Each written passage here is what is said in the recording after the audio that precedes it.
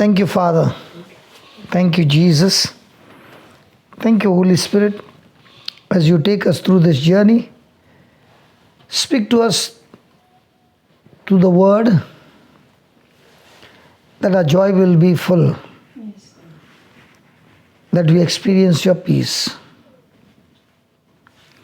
that we experience your victory. Talk to us, O Lord.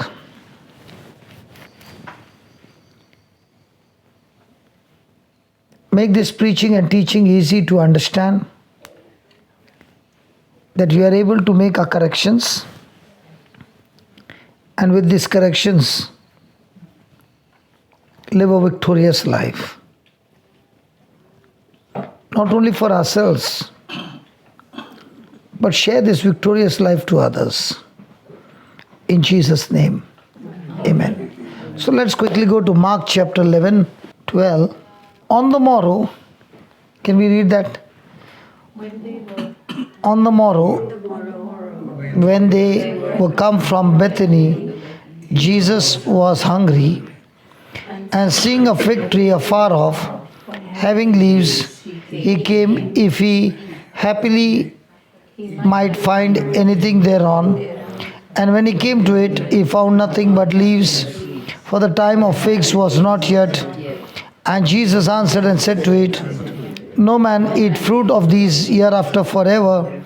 And his disciples heard it. Can you give me some other translation also? We'll listen to one or two translations. Whatever translation you have. Okay, the next day as they were leaving Bethany, Jesus was hungry, seeing in the distance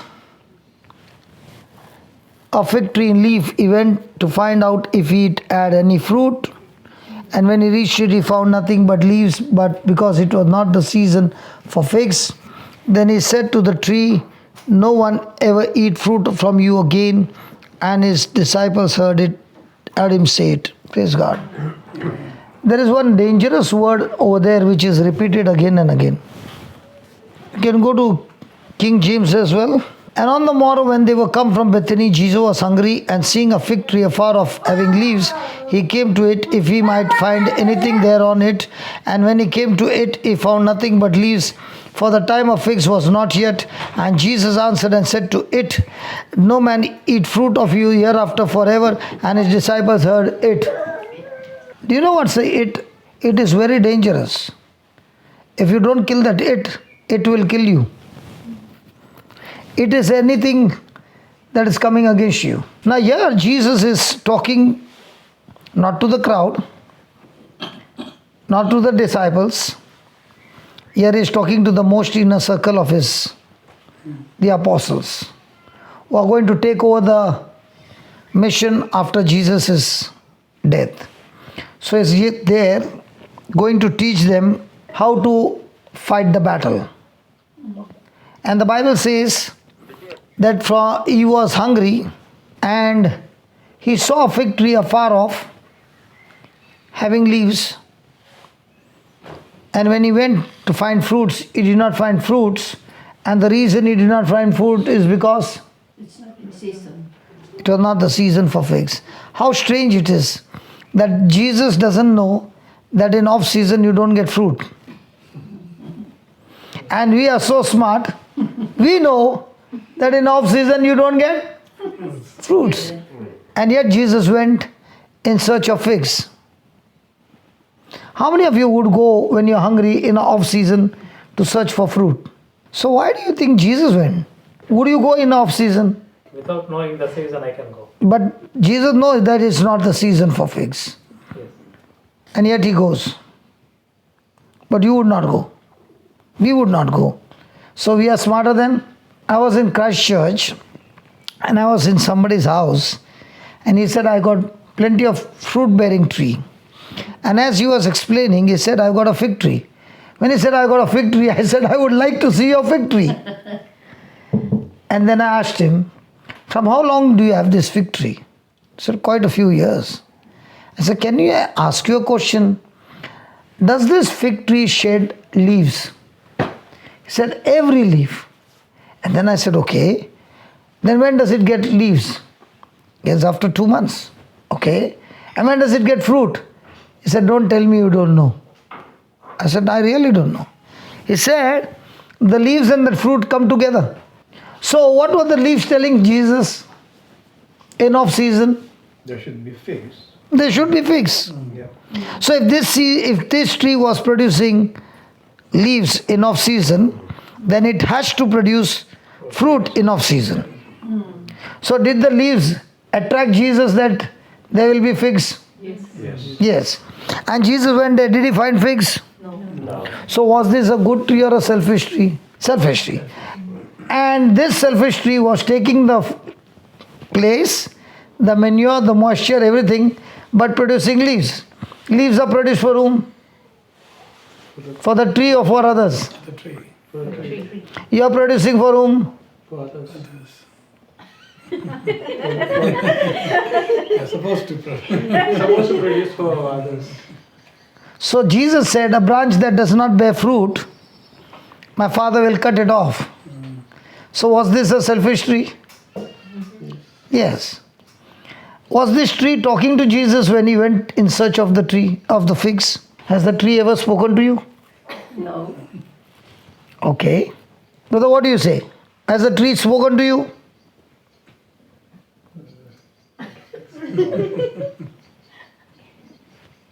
Yeah. Yeah. Tell me. Well, if I see a tree that's flowering, like a feijoa, for example, I know that the fruit would come after that. So you are excited looking at the flowers. Yeah. And the tree is saying, wait for a season, few days, I'll give you the fruit. I'll give you the fruit. Now, is the tree talking to you in thoughts or in words?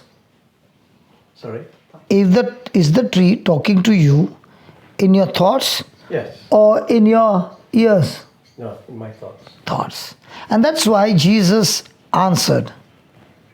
That means the tree was talking to Jesus, and therefore Jesus answered and said to it. When was the last time you spoke to your problem?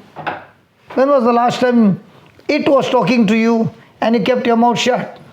Did you open the mouth and spoke to that it, hey listen, I'm the boss. I am the boss? Did we allow it to talk to us or we spoke to it?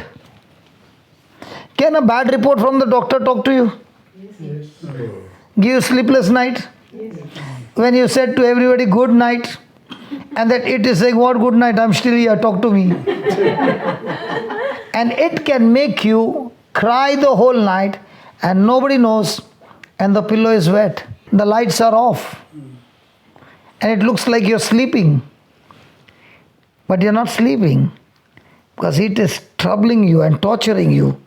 And we never learned that we should talk to it, because if you don't talk to it, it will talk you to death. So the moment it talked to Jesus and said, what are you looking for? Jesus answered and said to it, that tree. Now did he speak big words or did he speak just a few negative words? Look over there. Did Jesus speak negative words to the tree? When was the last time you spoke a negative word to that it that is troubling you? Or you spoke what the it was talking to you and you told everybody in town, it is talking to me, I'm going through this and I'm going through that and this and that and this and that. And then you went around sharing how much it is troubling you. Now who is in charge of your life? It is in charge or you are in charge?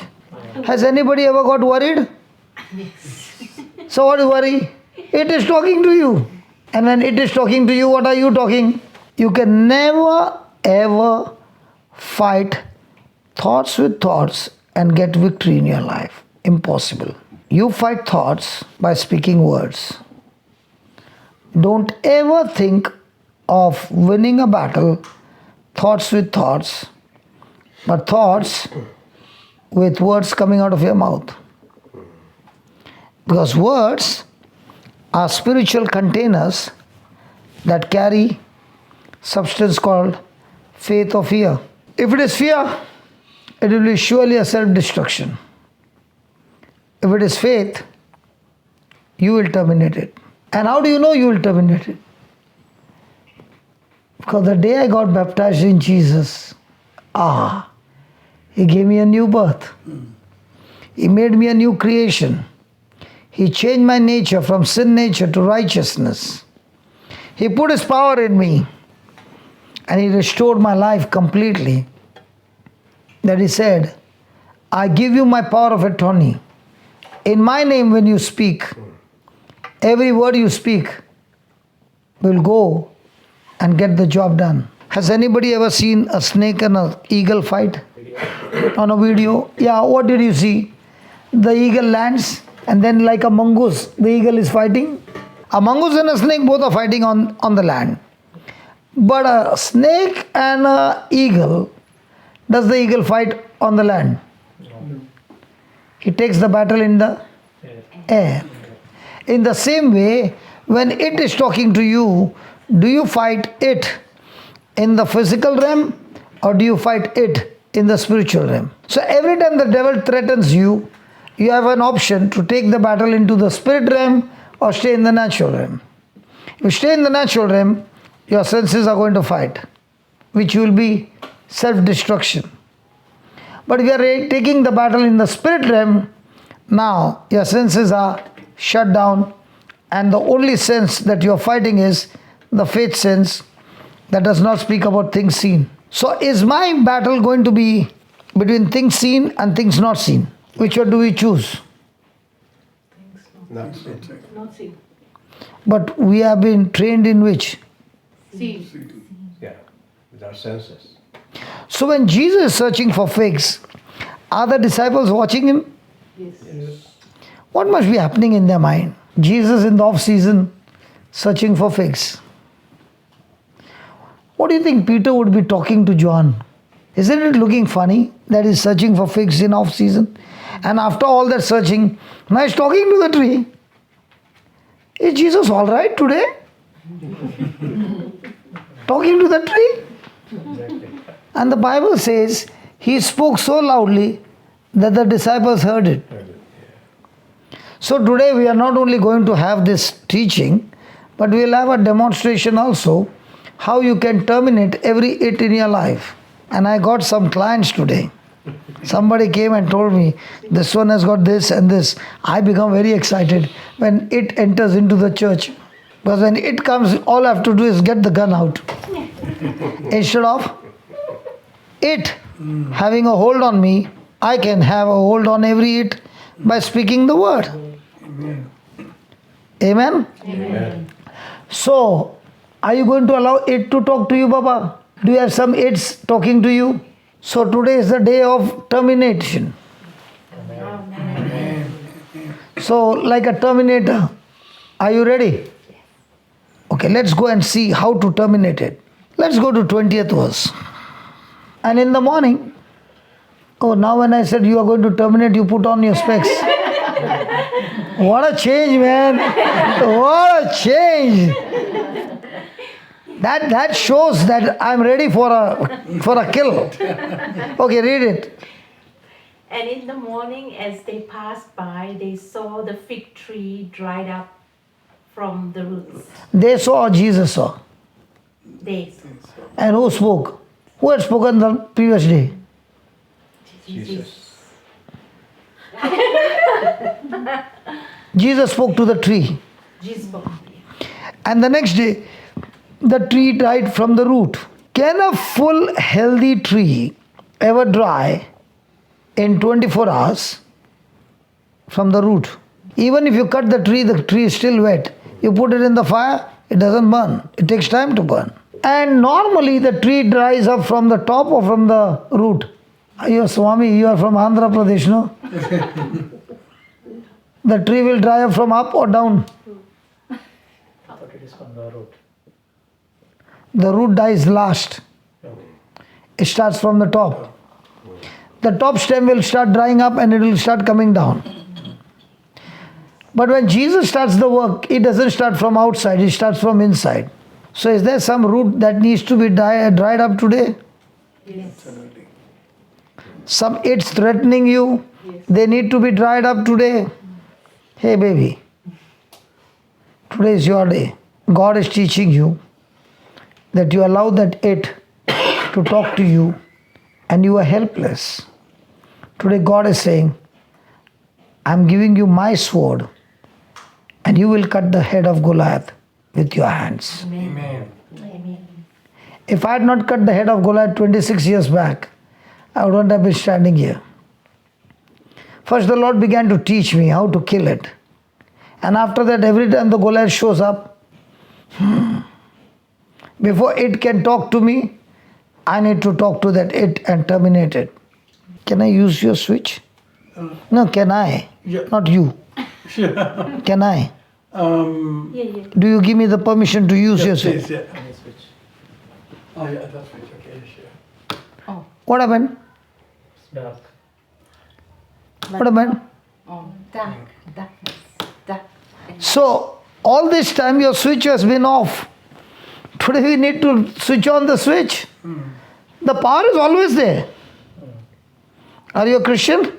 Yes. Yes. Baptized? Catholic. Amen. Yeah, baptized? Yes. So power is always there. But the problem is, it has switched off your switch. So I am here to show you how you can switch on the switch. Do you need to pray to the council to send the current? Current is there. The problem is, the switch is off. So now Jesus is going to teach how to switch on the switch. Which one do you prefer? This one? And that one also closed? Or this one? Light. Is it difficult to put on the switch? No.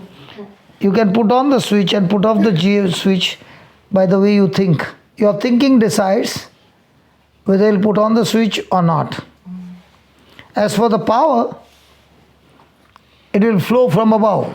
Amen? Power will flow from above. Brother, just show where the power will flow from. Give me Ephesians 3:20, brother. Let us decide where the power is going to flow from. The power works in us. Yeah, but she doesn't know. So we have to learn to put on the switch. 20. Now unto. Now unto him that is able to do Slowly. Now Now unto God. Him is God. Who is? that is able to do. So do you believe God is able to turn this it Yes. into a dry it from the root? Amen. Yes. Amen? Yes. But did you know all that? Okay, now unto God who is able to do. Exceeding abundantly above all that we ask or think. So what was your thinking? It had power over you or you had power over it? Let's be honest. Because when you are thinking the power is coming from up, your thinking itself is wrong. Because he never said the power is going to come from up. The power is at work within you. Yes. So where's the power? The power will come from within me. So is the power already inside? Yes. Yes. Yes. So all this time where were you looking? So your switch was on or off? Because you are looking for power from up. Come here, do one thing, come here. Go to the tap and see how the water comes. Will the water come because of your praying? Or you'll have to do something to the tap. Go, do it and come back and tell me.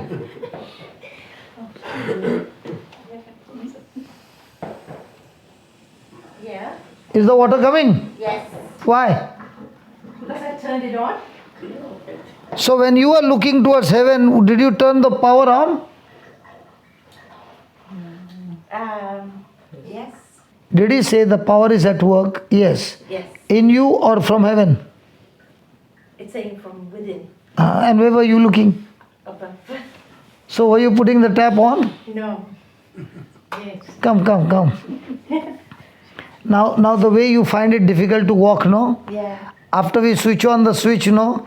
You will be walking like a soldier.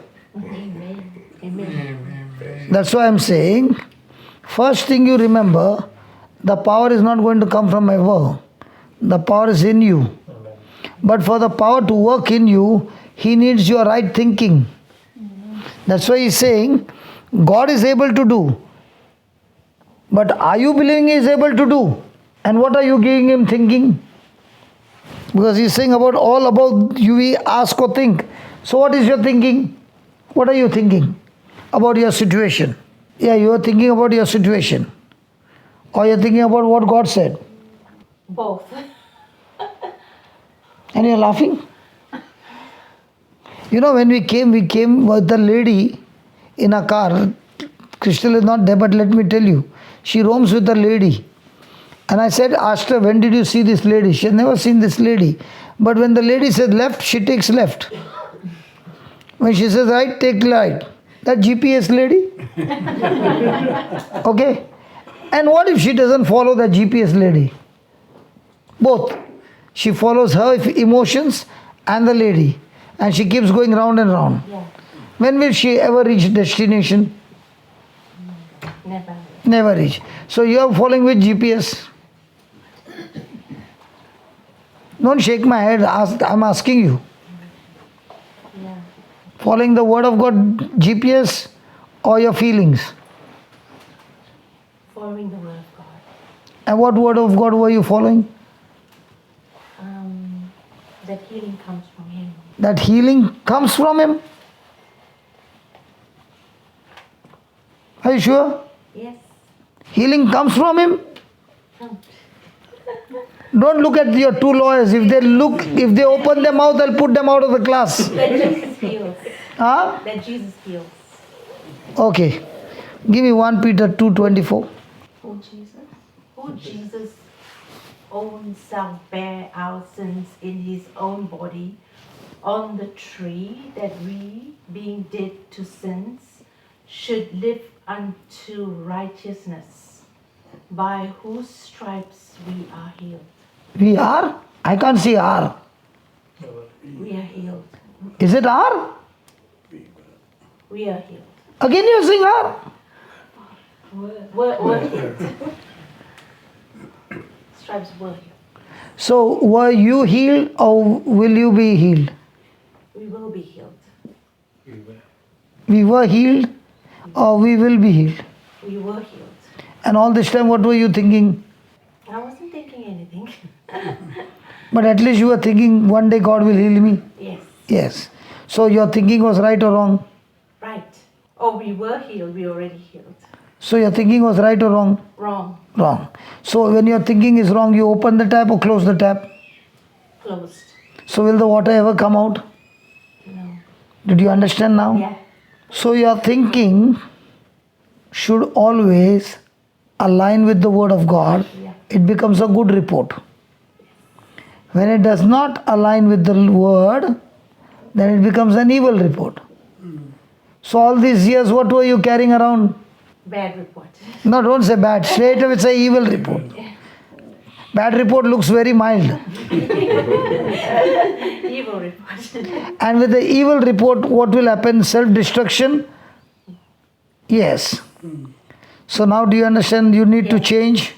Yes. Or God needs to change? I need to change. Sure. Yes. Or we'll ask God to change? You need to change, right? Yes. Good. Praise God. Now we'll go and study again. Brother, please get back to 20. Mark 11:20. Tonight, before I leave New Zealand, I want to terminate and go. Amen. Don't think I'm irritating you. I'm trying to help you by asking questions. Because if I don't ask question, the devil is anyway going to come and ask you question. So before he can ask you question, I want to make sure that you get the right answers and you answer all the time to every it the right answers. Can I ask you a question?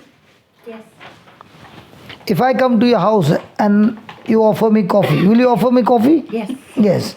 And the coffee is bitter by nature? Yeah. Yes. How will you do, what will you do to make the coffee sweet? Add sugar. You heard my question? Sorry? Did you hear my question? Yes. I said the coffee is bitter. Yes. What will you do to make the coffee sweet? Don't look at the lawyer. You're not hearing my question right. Yes. I said the coffee is bitter. Yes. What will you do to make the coffee sweet?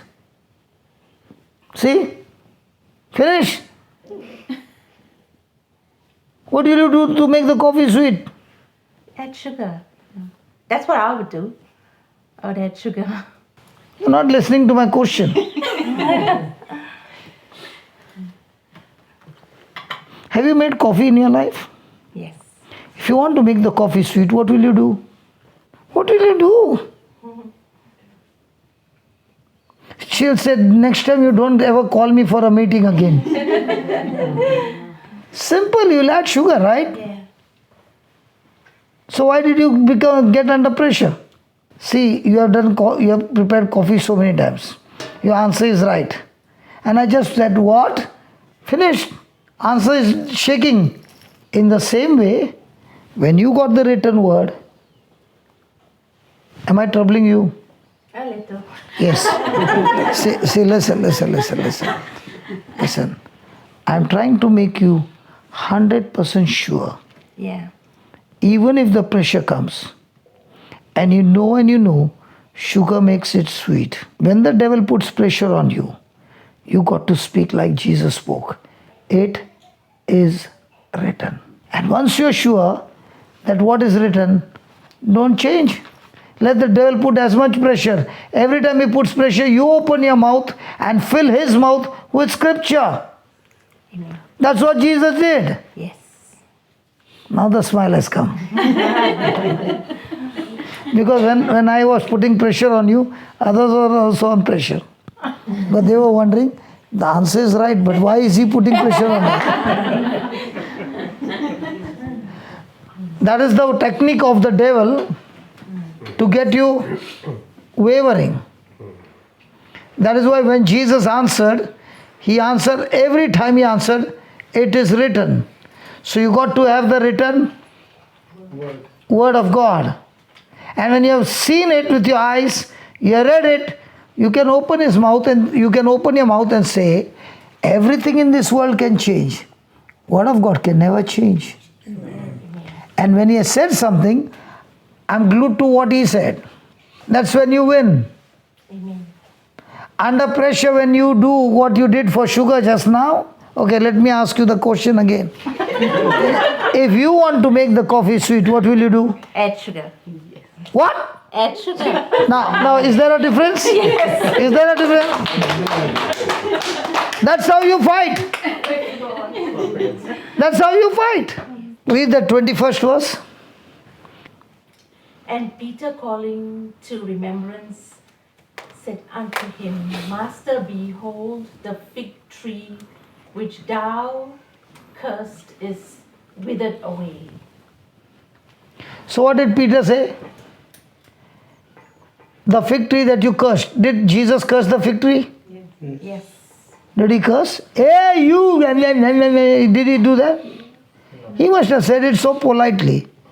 No man, eat of your fruit hereafter. So for cursing, do I need to shout, yell?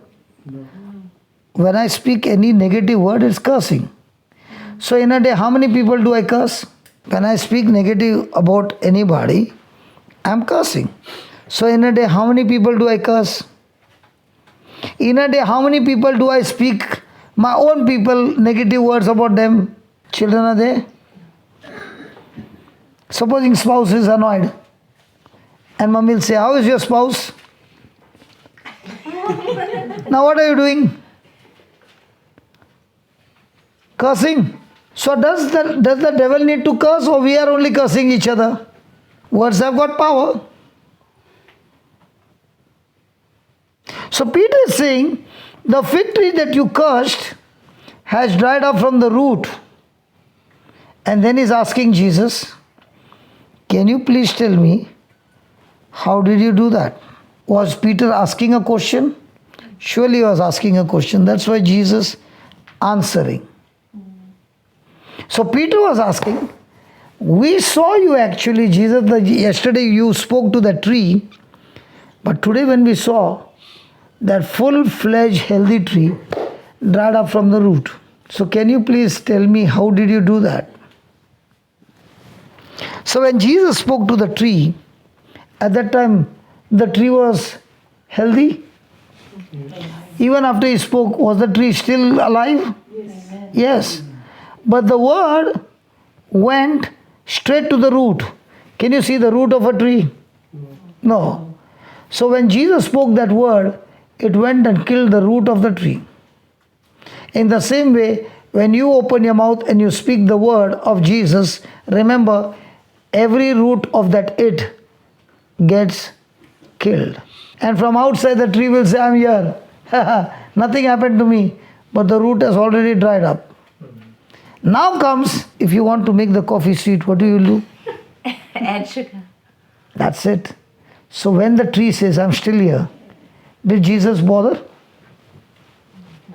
Did he even look at the tree? Because he settled in his heart, when I spoke that word is going to work and produce the effect. He did not even have to see the tree. They saw. So when you speak the word, that means the termination has started and it will complete only when you keep that firm faith going. If you start wavering, then God's word says that person will get nothing from the Lord. So how many hits can we kill every day? Every hit we can kill. By what? Now I can see the smile come on. What will you do to make the coffee sweet? Add sugar. This question will always help you, baby. Always. When you're wavering, you'll remember that brother kept asking me the same question. And the devil is also asking me the same question. And I will say to the devil, it is written. And tell what the scripture says. I will fill his mouth with so much of scriptures that he will have to run from me. Amen. That's what the Bible says. Satan fled from him. So Jesus answering said unto Peter. Is it Peter or them? Them. If it was Peter, it would only be for the pastor and for the preacher. When it is them, we are all included. Are you included, baby? Yes. Sure. Or is it only for the pastor? Is it only for the preacher? No. It is for everyone. Jesus answering said unto them, have Faith in God. Have. Faith in God. So when Jesus said have faith in God, he said have the God kind of faith. Or have the faith of God. Give me Galatians chapter 2 verse 20. I am crucified with Christ, nevertheless live yet not I, but Christ liveth in me, and the life which I now live in the flesh, I live by the faith of the Son of God, who loved me and gave himself for me. Put NIV. Same. I have been crucified with Christ, and I no longer live. But Christ lives in me. The life I now live in the body, I live by faith in the Son of God who loved me and gave himself for me. Is that difference between the two? The first one says the faith of the Son of God. And the second one says, Faith in the Son of God. so which one is greater? Of. So Paul is saying, the life that I live now, put that King James, you've done your homework very well. God bless you. Praise God. I am crucified with Christ, nevertheless I live not I, but Christ lives in me. Let me give you an example, a parable for you to understand. This shirt was in the bag this morning and it was dead. Till I took it out and I wore it and it became alive. My shirt is alive. You want to see? Right sleeve go up. Right sleeve go behind. Right sleeve go down. Now you might laugh, but who's making the sleeve move? My arm, which is inside. In the same way he's saying, I am crucified with Christ. So my old nature got crucified with Christ. Nevertheless, I'm still alive, but not myself, but Christ who lives in me. Now the life which I now live in the flesh, I live by the faith of the Son of God. In other words, the same faith that Jesus used, He not only gave me life, He also gave me His faith to live on this earth. So with that faith of the Son of God, He loves me, and that love that I have received, with that same faith of God, I am able to love and give myself for Him just the way He gave Himself for me. So are we living in faith in the Son or faith of the Son? So is there a difference between the two? Yes. So let's go to Mark 11 and see what's the difference between faith in the Son and faith of the Son. Mark 11:23 again. For verily I say to you, very, very important, I say to you, that whosoever shall say unto this mountain, that whosoever, who is that whosoever? Us. This time you went wrong. Who is that whosoever? Enemy. The one who operates in the faith of God. Not everyone. The one who is willing to operate in the faith of God or the God kind of faith. So whosoever shall say unto the mountain. Do we say to the mountain or do we pray about the mountain? So you don't pray Say to the mountain. and you don't pray. Not to the mountain. Do we pray or say? Say. So we don't pray. We should say that we often You say pray. Don't it pray. by faith. You say it by faith. That means I don't pray. Do I pray or do I say? You say it. So you don't pray. No, because you have already the faith in your heart. So So you're only saying, not praying. Did Jesus pray? Did Jesus pray to his Father? Yeah. So you don't pray. Pray. Yeah. You pray. Yes. So you don't say. Pray in faith by saying. Okay. Just troubling you. Yeah. Give me a hand. Mm. Just troubling you. Okay. So what's the difference between pray and say? Saying is like we are having the command. And praise? Application. I'm asking. When you pray, you talk to God, Yeah. His scriptures. When you say, you talk to the devil in your mission. So there's a time to pray and there's a time to say. So when there's a time to say, we will be praying. For example, the whole night.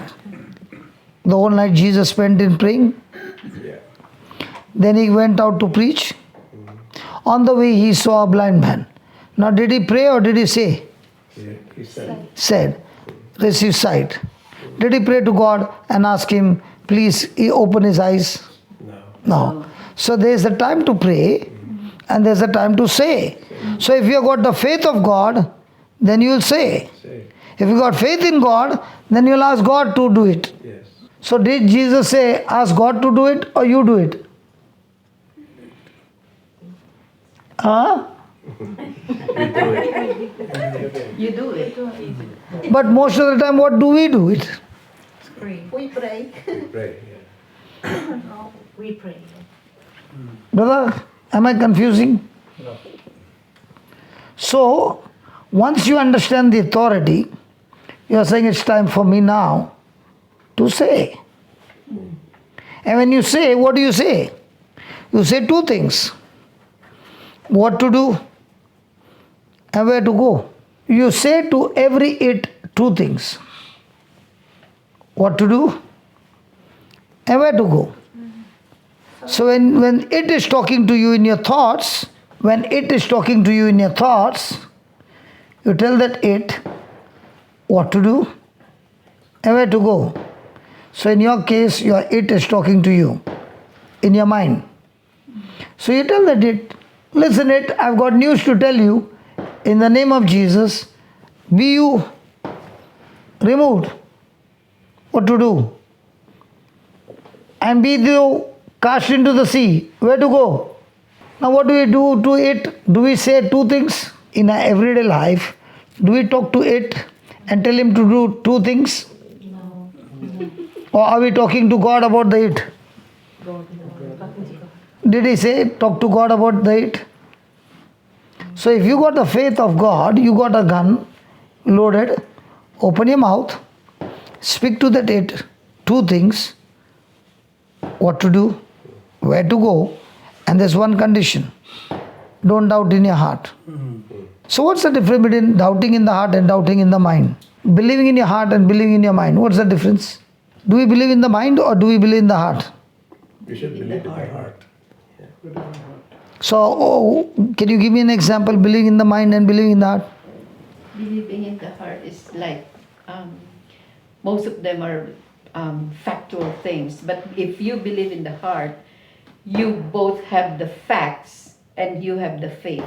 That's why you can do anything, because you believe in your heart. Example. Example, you pray to God, you study the Word of God, and the Lord said that ask and you shall receive. And then when you pray, I know that the Lord has promised that if I ask, I will receive. So deep in my heart, I committed the Word of God that He will give me the one that I desire in accordance with His will. Not satisfied according to the scripture. What you gave an example, not satisfied according to the scripture. I'll come back to this. Okay? Any other example? I think believing in the heart is, even when you don't see it, you still believe it. Example. Like if I'm sick, and I'm saying I am healed, by His stripes I am healed. I was healed. Even if I feel the symptoms, I believe that I'm healed, that I will be better. Can I give you an easy parable which everybody can understand? Sure. Believing in the mind and believing in the heart. And then I'll come to her and share with her what went wrong. Okay? I won't tell you you're wrong, but I'll show you through the scriptures what went wrong. Yeah. Okay. First thing is, if I have $10 and I spend $7 on a poor man, how many dollars will I have?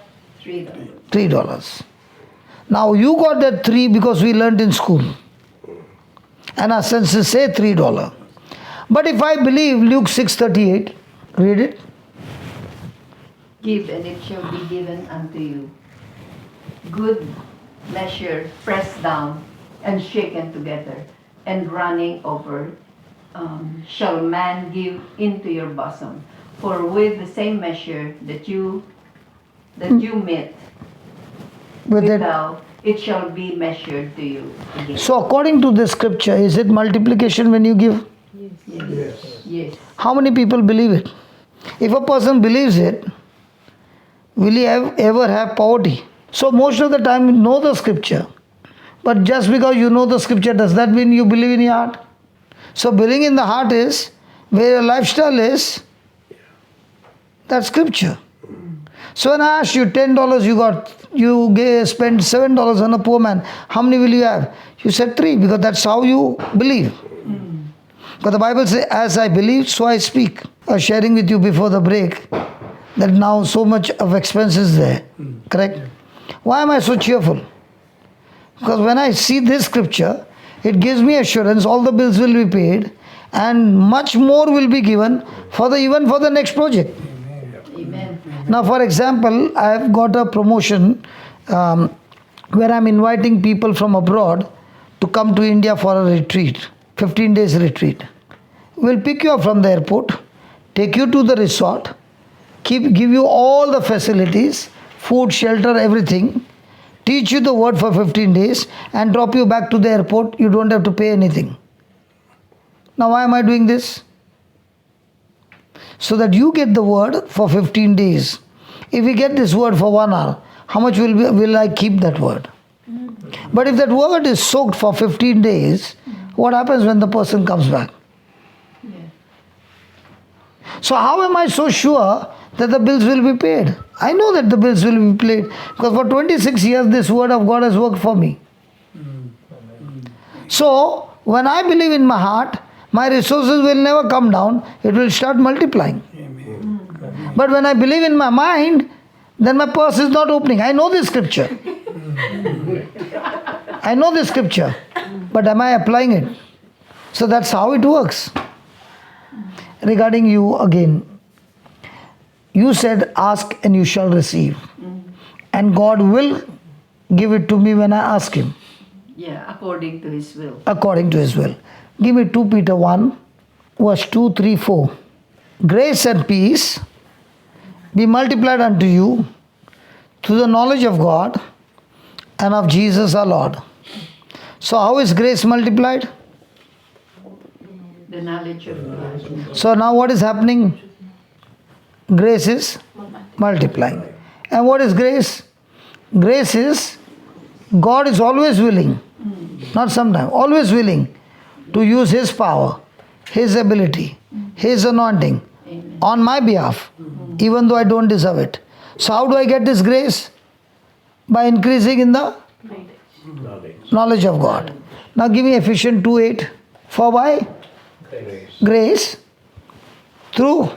by grace are you saved through faith. So am I saved by grace alone? No. Am I saved by faith alone? No. I am saved by grace through faith. Grace is what Jesus did. Faith is what I agree to what Jesus did. So when I mix grace and faith, the result is the greatest miracle of all, I get salvation. I don't get salvation by my hard work. I get salvation by believing in the works of Christ. Agreed? Agreed? Amen. So go back to Peter. 2 Peter verse 2. According, now listen to verse 3. According as His divine power has given unto us or will give unto us. That's given. Has or will. Past tense. Pastor. Has given unto us some things, all things. All. That pertains to life and godliness. So in other words, if I made a decision to live my life for God's mission, then God has said, everything that I ever need to complete this mission, He has already deposited in my account, or will He deposit? So is He going to give me or He has given me? Yes, given. But He has given me in the physical realm or spiritual realm. So everything I need is already given. Yes. So can I go and ask Him, God give me? Yes, Supposing this brother has put in his daughter's account $20,000 and you're the bank manager, his best friend. Then he comes and says, you know that my money I put in my daughter's account. I need 2,000. Can you just transfer it in my account from my daughter's account? You're the bank manager. Will you transfer? No. You're not his friend.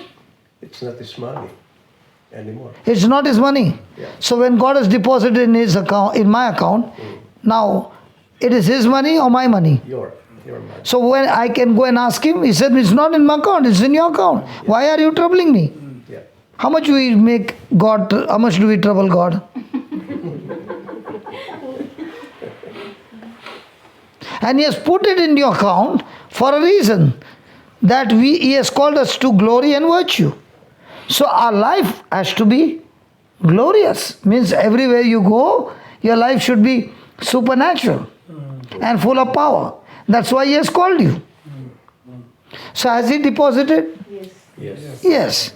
Now you will say, but hasn't Jesus said ask? You will receive. Correct?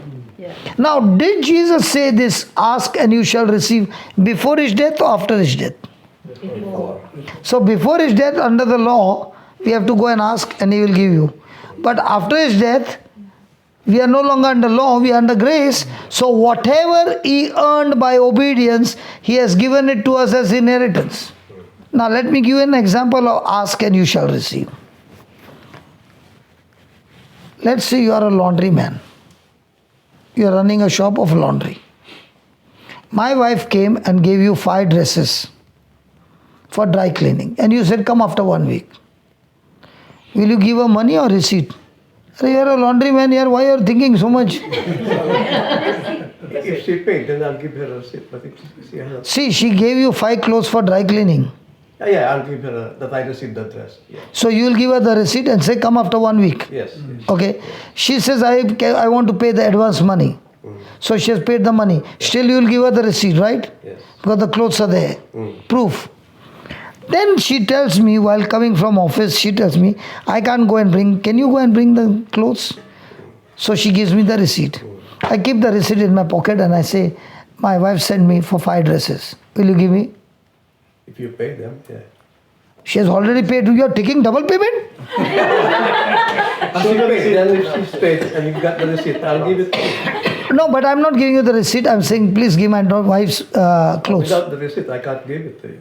So how many of us go to God without a receipt, asking for the goods? That's why he says, whereby are given unto us exceeding great and precious promises. Has God given you the checkbook Yeah, the promises, yeah. to withdraw from the deposit? Yes, So are we using the checkbook? I am. That by these great promises, you might be partakers of the divine nature, having escaped the corruption that is in the world through lust. So, are we going to God for a transaction without the receipt or with the receipt? And then we Catholics will even threaten him. If you don't give, no, I'll tell your mummy.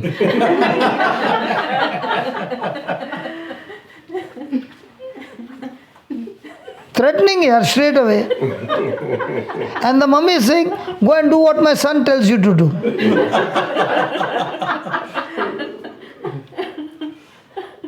That is our condition. When we were small, when we used to have fight in India, we used to say, "Na, I'll go and tell your mother." So now also we are doing the same. Telling Jesus, you are not giving, no, I'll go and tell your mother. ए आंध्रा में नहीं होता था क्या? तेरा माँ को जाके बोलूँ क्या? डायलॉग नहीं सुना था क्या? क्या बात नहीं करते यार? नाराज है? You're not talking to me. You don't understand Hindi? A little bit. Ah, that's why you're not responding. I don't know how come you're not responding. Praise God. Hallelujah. So from now on, we'll ask with the receipt or without a receipt. Even without the receipt. If you go without the receipt, you will not get it. Yes. Okay, I'll give you one more scripture to help you understand. Go to Hebrews chapter 4. Hebrews 4:14. Give me from the NIV. Because in KJV the word confession is not there. 4:14. Since we have a great high priest who has passed through the heavens, Jesus the Son of God, let us hold fast. To our confession. Let us hold fast. You ask a Catholic, what is confession? Thank God, we are all here together in Christ. The moment you say confession, what will a Catholic think? Sins. And whole day, what will he keep confessing? Sin. What he has done. And Jesus, the high priest, is saying, hold fast to what I have done and keep confessing what I have done. And which one are we confessing? What you have done. So if you read the Bible speaks about confession so many times of the promises, and we confess so many times of our sin from morning till night. So what is our confession? What I have done. And what is Jesus saying? Hold fast to the confession of what he has done. Which one are we holding? And what about Jesus done? So he's saying, I gave you the receipt, no? Those promises. Hold tight. The devil only wants to come and steal that receipt. If you hold tight that receipt, surely you will receive inheritance. But if that receipt is lost, then you don't go and tell God, give me. Because he cannot. He has already given you everything in the spirit and has given you a receipt called his promise. So are we holding tight the promise? You just look at your life, that we are confessing our sins, acknowledging, then only we get forgiveness. But much more than that, we are confessing what Christ did for us on the cross. Amen. And when you confess what Christ has done for you on the cross, you receive everything from God in Christ through confession of your promises. So now you are a partaker of His divine nature. Now there is no lack in your life because confessing the promises helps you to escape from the corruption that is in the world. So asking is with promise or without the promise? With the promise. With the promise. Then He says, seek and you will find. What do we seek? Are we seeking the blessing or the blesser? Blessings. Blessed. Tell me honestly, what are we seeking throughout the day? Blessings. The blesser or the blessing? Blessed. For we do not have a high priest who is unable to sympathize with our weaknesses. Because our high priest, Jesus, is a high priest seated at the right hand of the Father. He has come to this earth, He has gone through the temptation, He has experienced the pain and the sorrow and the hardship in His life, so He can understand what we are going through. But we have one who in every respect has been tested as we are, yet without sin. Let us therefore approach the throne of grace with crying and tears. With boldness. And how do we go? With boldness. He is like, see, I have spoken to my Father.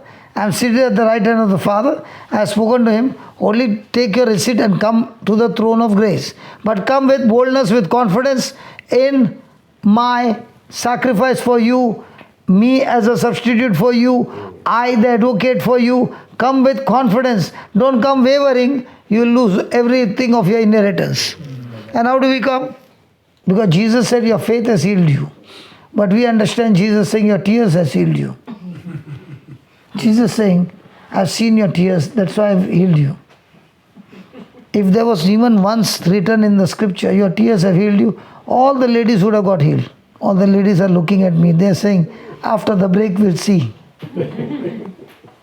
He never said that. He said, come with confidence, come with boldness. Hold fast to those promises. That we may receive what? Mercy. Mercy and what? Grace.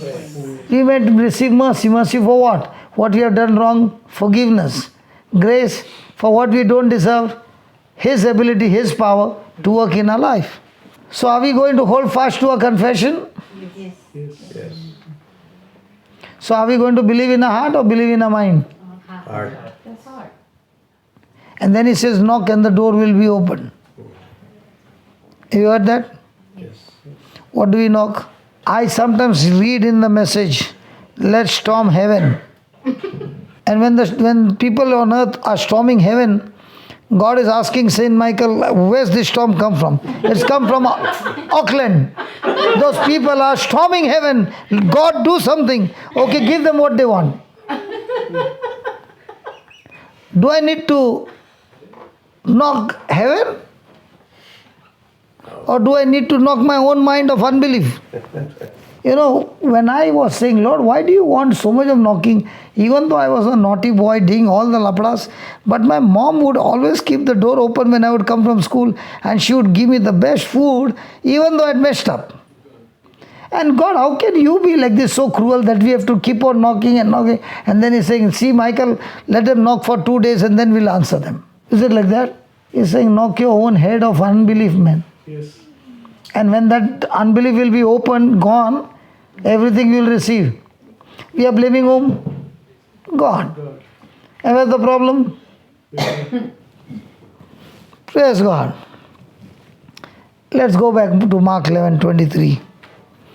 So, did you understand the difference between, sister? Did you get that?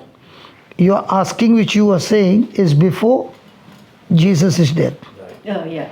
But now, He has already given us everything. That's the receipt. The receipt. Okay, let's go back to 23. So verily I say unto you that whosoever shall say unto this mountain, be thou removed and be thou cast into the sea, and shall not doubt in his heart, but shall believe that those things which he said shall come to pass. So in this whole scripture, Jesus is saying the person with the faith of God is the person who says, and when he says, he believes what he says shall come to pass. So is saying very important, Baba? Yes. And whatever you say, do you believe it will come to pass? Yes. Believe in your heart. Yes. So are you bothered to bring it to manifestation? That's not your job. You plant the seed and go to sleep. And keep thanking God that, Lord, I believe what I said shall come to pass. And then he says, he shall have. So are you supposed to say what you have? Or are you supposed to say what you want to have?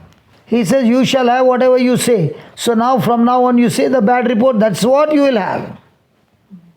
But if you change that and say, Lord, according to your word, I shall have whatever I say. So I say, Lord, I got a healthy body.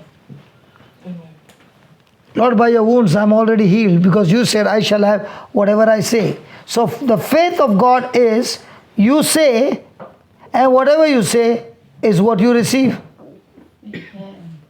Come here, there's no time, come. You got a problem in your ears? Yes. Which ear? Right. Mostly on the right. The right one, making noise. So can I pray on both? Yes. So let's fix it. Okay. Okay. Father, in the name of Jesus, I speak to that spirit of infirmity that is causing this irritation in the ears, that is making sound. You spirit of infirmity, in the name of Jesus, come out of her. Amen. Where's the sound now? Gone. Yeah. It's gone. Yes. Amen. How many years you suffered? Just few months. Few months. Good. Since June. So why you did not come to meet me?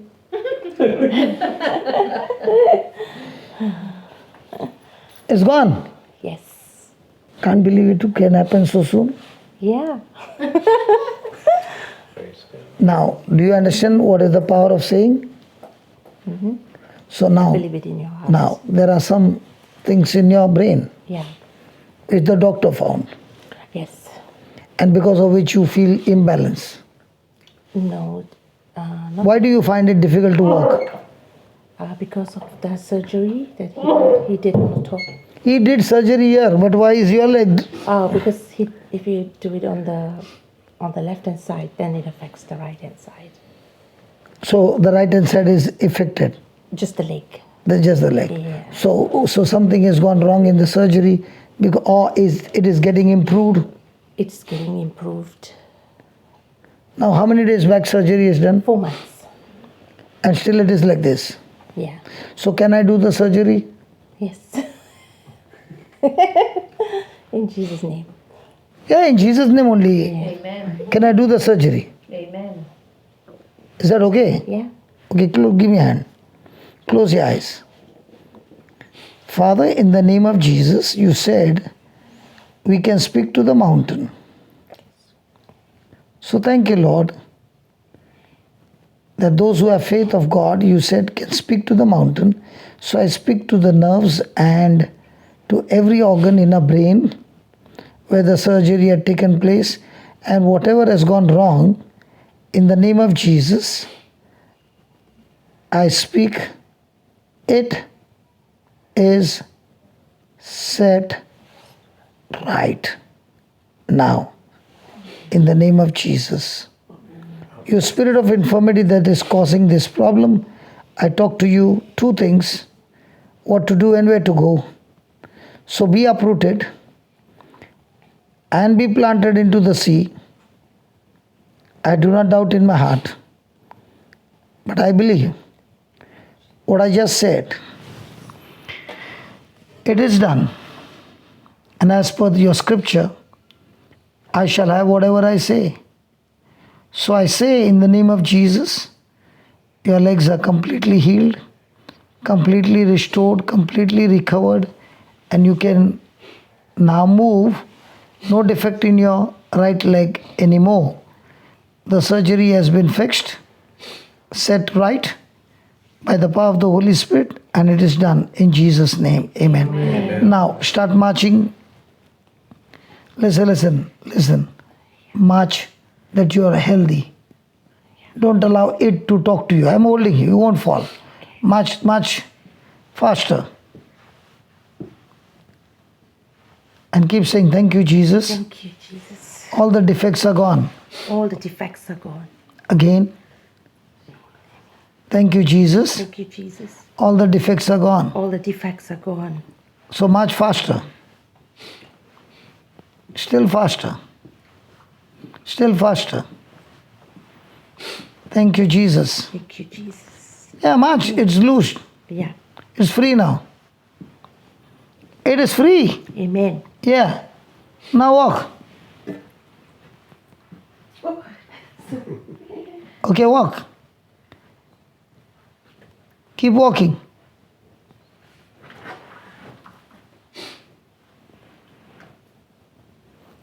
Keep walking. Do you find the defect now? Yes. Hello, do you find the defect now? No. Walk straight here.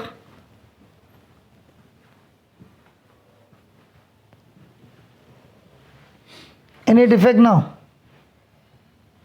No.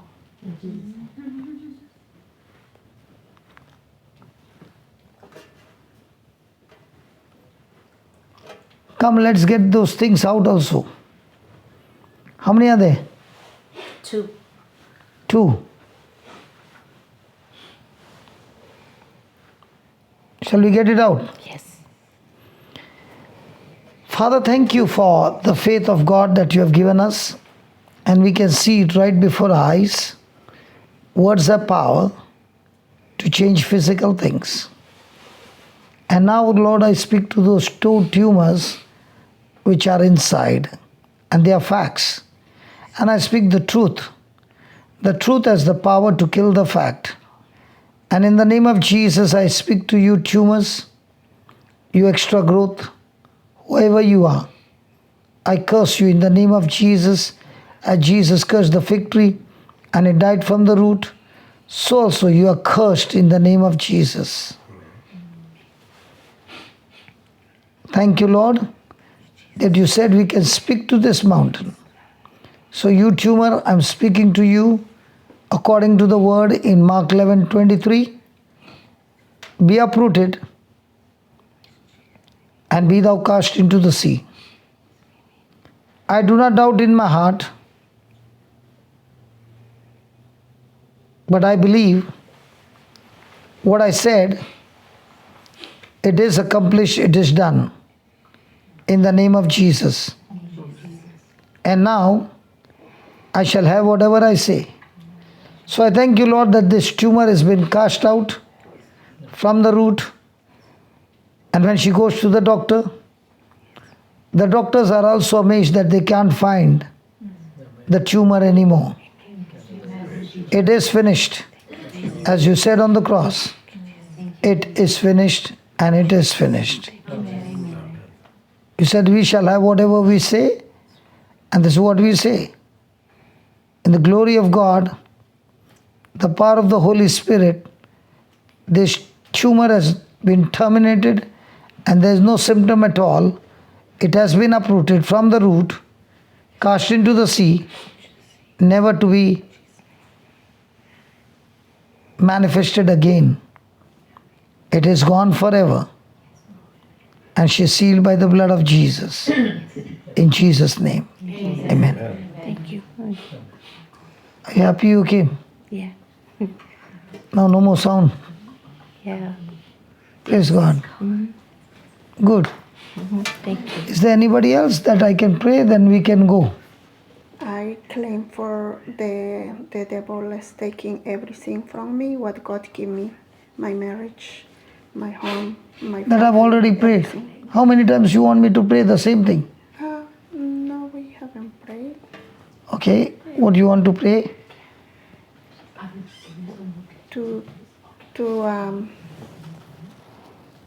To ask to help me to tell the enemy to go away from my marriage, and I ask God what He give me to give me back what the devil is taken, including my Father, in the name of Jesus, your word says, when we seek you your love,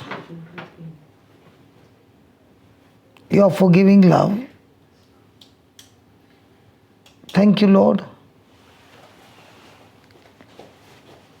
that when we have been forgiven of 10,000 talents, when the King forgave us of 10,000 talents and our debts are cancelled, I pray that every debt in a spouse's life be cancelled, and let your truth prevail. And thank you, Lord,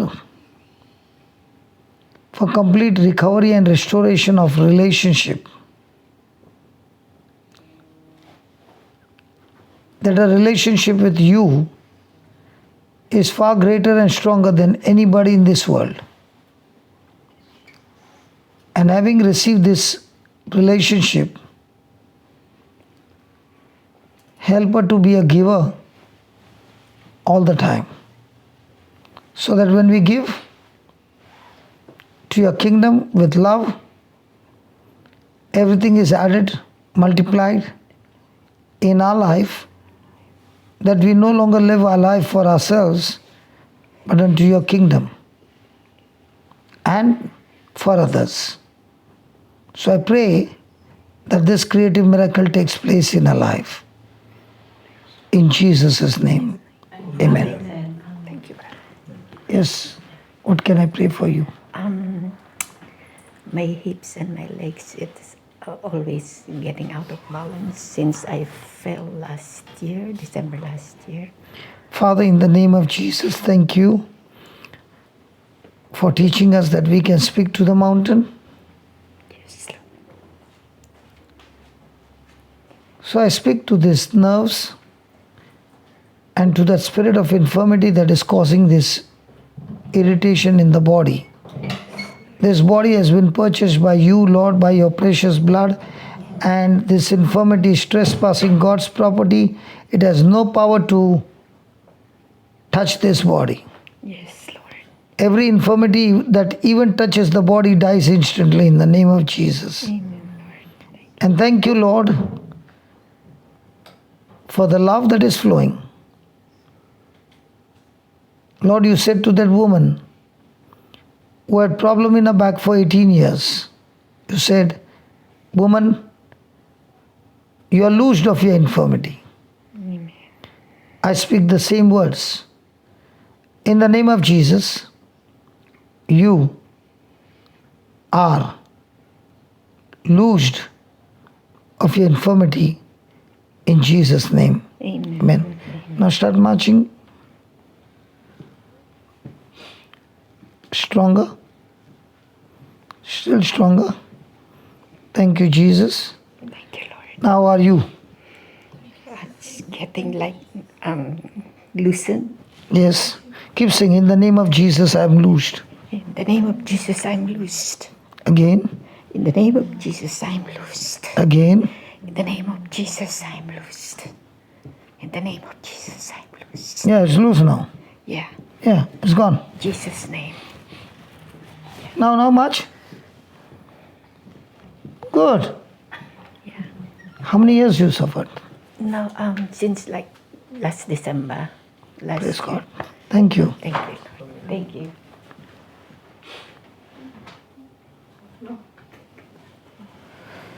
Brother, can I ask one question? Yeah, please ask before we go.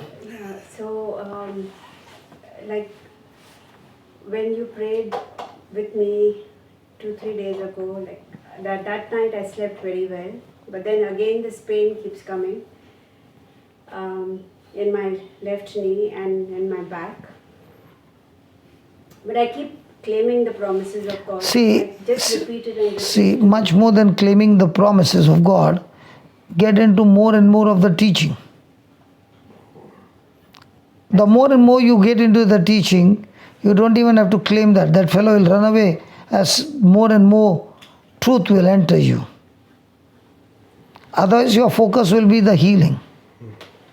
Let your focus be to that you want to study more and more of the scriptures. And remember this, when you cast that devil out, is shameless.